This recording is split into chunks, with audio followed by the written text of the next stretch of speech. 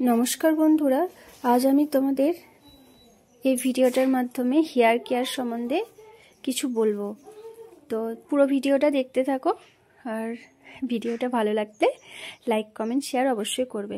চলো, তো আমার হেয়ারটা কত লং দেখছো, তো তোমাদের হেয়ারটাও লং হবে যদি একটু কেয়ার নাও। একটু তো কেয়ার নিতে হবে, চুপচাপ পরিশ্রম তো একটু করতে হবে, তাই না? তো দেখো, হেয়ারে অয়েল নেওয়ার আগে হেয়ারটা ওয়াশ করবে, সুন্দরভাবে ম্যাসাজ করবে অয়েলটাকে। তো তারপর একদিন বা মিনিমাম 2 ঘন্টা রাখলেও হয়। তো তারপর ওয়াশ করে দিতে হবে, তাহলে কিন্তু চুল তাড়াতাড়ি লং হবে।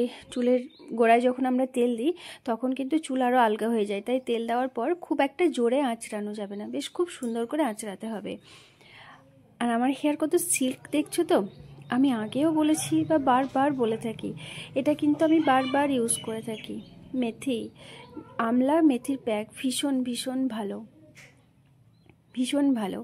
যাদের হেয়ার মাঝখান থেকে কেটে যায় বা চুল আঁচড়ানোর সময় ডগাগুলো কেটে কেটে পড়ে, অনেকজনের এই সমস্যাটা হয়। কিন্তু দেখবে যে চুল আঁচড়ানোর সময় তো ডগাগুলো কেটে কেটে ফেটে পড়ে যাচ্ছে, সাদা সাদা হয়ে যায়, কেমন একটা বাজে কোয়ালিটির হয়।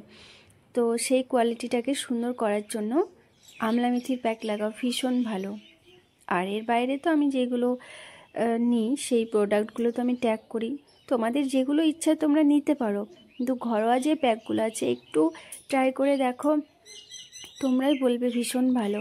আর একটা আমি তেল বানাই, যেটা তোমার মেথি, কালো জিরে, জবা ফুল, পেঁয়াজ, অ্যালোভেরা এগুলো দিয়ে, তো ওই ভিডিওটা আমি আপলোড করব, এখন করিনি।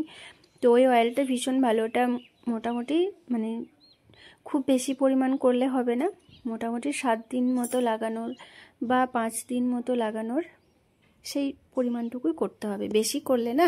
আর ওই তেলটাকে না নর্মাল টেম্পারেচারে রাখতে হয়, ফ্রিজে রাখলে না ওটা মানে গুণাগুণটা একটু নষ্ট হয়ে যায়। তাই রোদে নামিয়ে রাখতে পারি, কোনো অসুবিধা নেই, কিন্তু আমরা ফ্রিজে রাখতে পারবো না। তো ওই তেলটা শ্যাম্পু করেই লাগাতে হবে, আর লাগানোর পরও শ্যাম্পু করতে হবে। আমরা তো আর 7 দিন 5 দিন চুলে তেল দিয়েই থাকতে পারি না, বাইরে তো বেরোতেই হয়, তাই না? তো তাই তেলটা ম্যাসাজ করার পর হয়তো বিকালে নিলে তারপরের দিন সকালে স্নান করে নিলে শ্যাম্পু কন্ডিশনার দিয়ে। তো তোমরা এইভাবে ইউজ করে দেখো, তোমরাই বুঝতে পারবে যে তেলটা কত ভালো।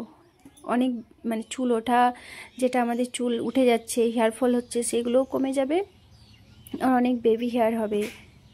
ইউজ না করলে তো বুঝতে পারবে না, আগে ইউজ করে দেখতে হবে, শুনলে হবে না, একটু ইউজ করো, নিশ্চয়ই হবে, ট্রাই করো। আর যাদের হেয়ার মানে লং হচ্ছে না, মনে হচ্ছে যে আমার হেয়ারটা বাড়ছেই না, হয়তো ওই একই সাইজ হয়ে রয়েছে, তারা একটু ডগাটা ছাঁটো, একটু ডগাটা কেটে দাও, মোটামুটি 1/2 ইঞ্চি মতো কেটে ফেলে দাও, ডগাগুলো তো প্রায় খারাপ হয়ে যায়। তো তারপর এই তেলটা লাগাও, তেলটা লাগানোর পর শ্যাম্পু কন্ডিশনার তো তোমার যে যার যেটা পছন্দ সে সেটা লাগাতে পারো, সিরাম লাগাও। তো দেখো হেয়ার অবশ্যই লং হবে। আর আমাদের চুলে অ্যালোভেরা হচ্ছে ভীষণ ভালো, অ্যালোভেরা আমাদের হেয়ারকে লং করতে সাহায্য করে। পেঁয়াজের রসটাও ভীষণ ভালো, পেঁয়াজের রস আমাদের নতুন হেয়ার গজাতে সাহায্য করে। তাই যখনই আমরা অ্যালোভেরার প্যাক লাগাবো তার আগে একটু পেঁয়াজের রস, লেবুর রস একটু লাগিয়ে নেব, তার সঙ্গে একটু ভিটামিন ই ক্যাপসুল যোগ করেও লাগিয়ে নেব। তাছাড়া মানে সবগুলোই লাগালে না আমাদের হেয়ারটা একদমই ওঠা কমে যাবে আর নতুন হেয়ার গজাবে। একটু কষ্ট করে ইউজ করে দেখো, পার্থক্যটা তোমরাই বুঝতে পারবে, আমাকে বারবার বলতে হবে না। আমি কিন্তু এটা ইউজ করি, সময় তো দিতেই হবে, তাই না? ভালো কিছু পেতে হলে তো একটু সময় দিতে হবে, না হলে তো হবে না বলো। আর হেয়ার ফল তো সবার হয়ে থাকে, কার না হয় না বলো? তো যাতে নতুন হেয়ার গজায় সেই চেষ্টা আমাদের করতে হবে। তো নতুন হেয়ার গজানোর জন্য পেঁয়াজের রস ভীষণ ভালো।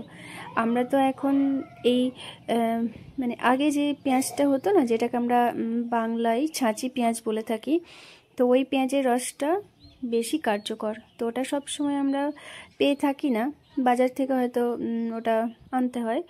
তো বাড়িতে তো ওইগুলো আর হয় না, বাড়িতে প্রায় এখন অন্য এক ধরনের পাওয়া যায়। তো যে কোনো পেঁয়াজ হলেই হবে, যদি ওটা কারোর থাকে বাড়িতে, ওটা ভীষণ ভালো। আর যাদের মসৃণ নয়, রাফ চুল, মানে একটা মানে অরোরে ভাব থাকে না, একটা খসখসে অমসৃণ চুল যেগুলো, তারা টক দইয়ের প্যাকটা লাগাও, ভীষণ ভালো। টক দই স্কিনের পক্ষেও ভীষণ ভালো। হেয়ারে লাগানোর আগে একটু স্কিনেও অ্যাপ্লাই করে নিতে পারো, তো তারপর ধুয়ে নিতে পারো, ভীষণ ভালো। টক দইয়ের প্যাক যাদের চুল ওই যে বললাম কেটে পড়ে যায় আঁচড়াতে, বা শ্যাম্পু করার পর দেখবে মনে হবে যেন একদম চুলটা আমার ঢাকির মতো হয়ে গেল, ফুলে গেল, বিচ্ছিরি লাগে, একদম অরর করছে, এইগুলো যাদের হয় তারা টক দইয়ের প্যাকটা ইউজ করো। আমার হেয়ারের গ্লো দেখছো, আমার হেয়ারে কিন্তু এত সফট আর এত সফট, এত মসৃণ যে কোনো গার্ডার লুজ করে লাগালে থাকে না, কোনো ক্লিপ থাকে না। তো এরকম পেতে হলে না আমলা মেথির প্যাকটা বারবার ইউজ করো, তাহলেই ভীষণ ভালো, ভীষণ ভীষণ। মানে আমি তো প্রচণ্ড স্যাটিসফাই, তোমরাও স্যাটিসফাই হবে, তো ঠিকঠাক ইউজ করতে হবে।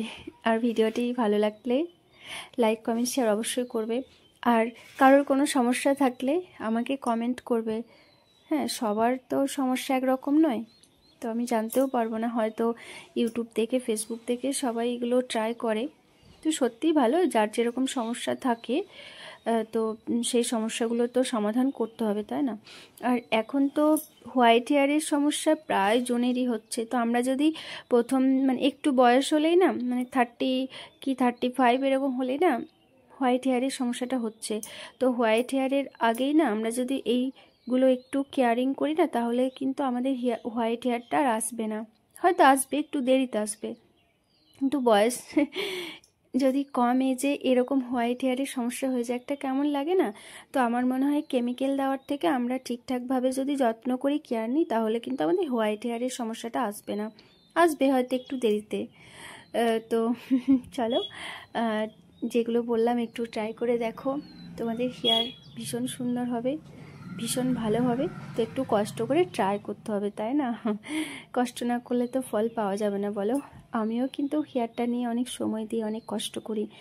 তাই যারা হেয়ার পছন্দ করো, সময় ঠিক বের হয়ে যাবে, হেয়ার স্কিন সব কিছু যত্ন করতে হবে, যত্ন না করলে তো কোনো কিছুই থাকবে না, না? তাই আর ভিডিওটি ভালো লাগলে লাইক কমেন্ট শেয়ার। আর যারা নতুন আছো তারা ঝটপট সাবস্ক্রাইব করো। আর যারা নতুন আছো, আমার অনেক ভিডিও আপলোড আছে, যাদের যা সমস্যা অনেক রকমের আছে, তো তোমরা আমার চ্যানেলে গিয়ে দেখে নিও আর সাবস্ক্রাইব করো, লাইক তো অবশ্যই